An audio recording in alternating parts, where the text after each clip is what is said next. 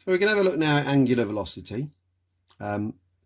Strictly speaking, doesn't have to be part of circular motion. It actually crops up in a number of different places.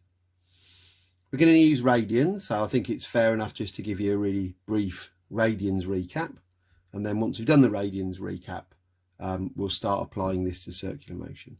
I'll also try and mention RPM, revolutions per minute, because it does crop up in some of the questions. And if you've not come across it before, can be a bit confusing. So the key thing about a radian is it's not arbitrary.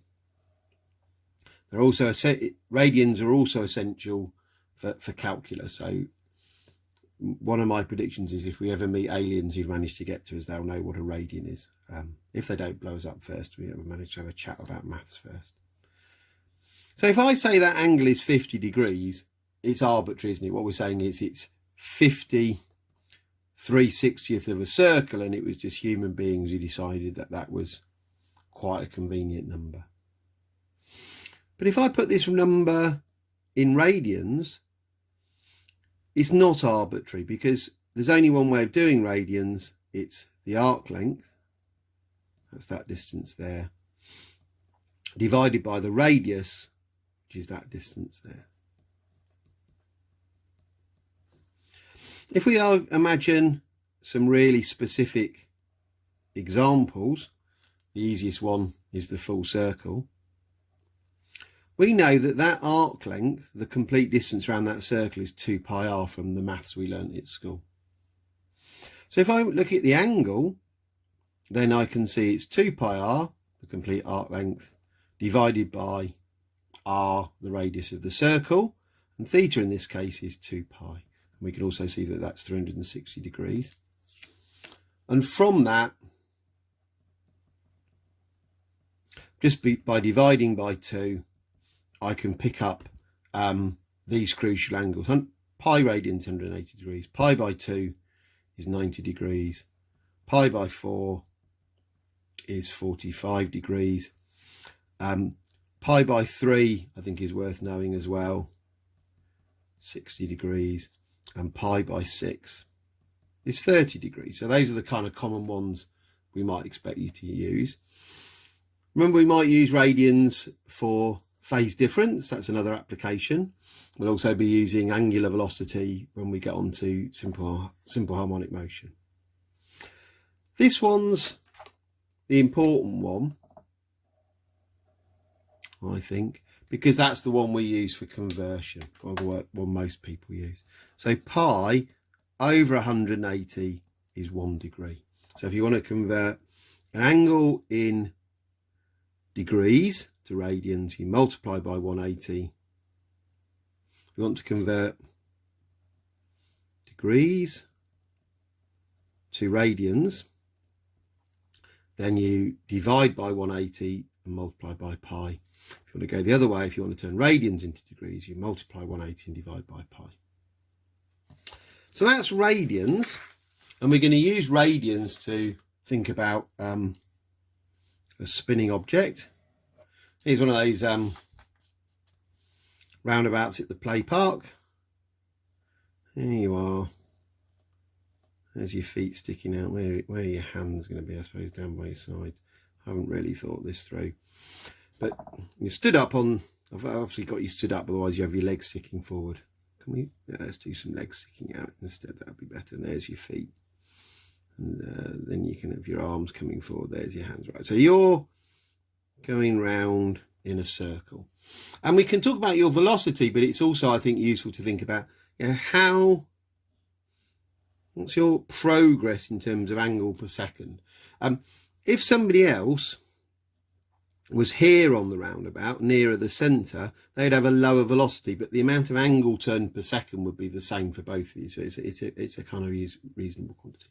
So we're using this Greek letter omega. So that's a lowercase omega. Remember, that's an uppercase omega for ohms. Lowercase. So try not to say W. It's an omega. It's curlier than a W.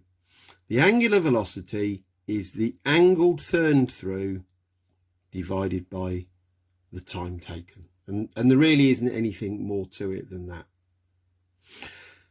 So, for example, if I had a stopwatch here and I say it takes 3 seconds for the roundabout to go round once, what's its angular velocity? Well, if it went all the way round, it went through 2 pi radians.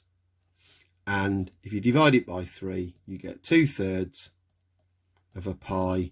And the units will be radians per second, or radians seconds to the -1. I have left it in a surd form there, is an irrational number. Not usually our style in physics, but you will see that sometimes angular velocities do have pi's left in. Of course, we could just do that on our calculator if we wanted a decimal number. I said we'd talk about RPM, and we're going to definitely need this in the next video. Let's say that we had I don't know, let's have a food mixer. I went into the kitchen yesterday. I thought the extractor fan had gone wrong because it was so noisy, but actually it was just the food blender blending up some tomatoes for dinner.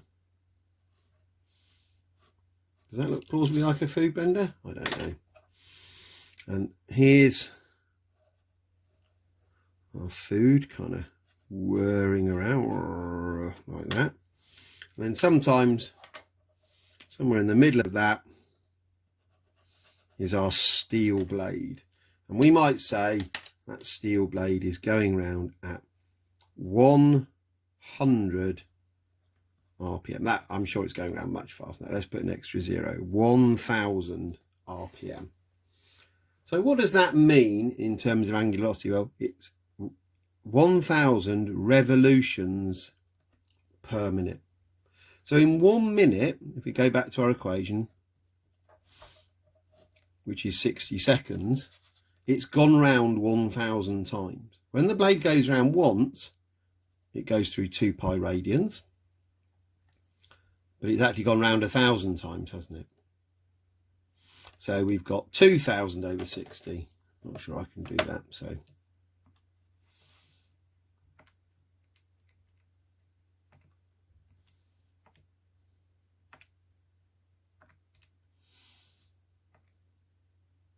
Yeah, so it's 100 over 3 pi rads seconds to the -1. Or you can do it as a decimal, 104. How many significant figures did I give the information to? Not very many.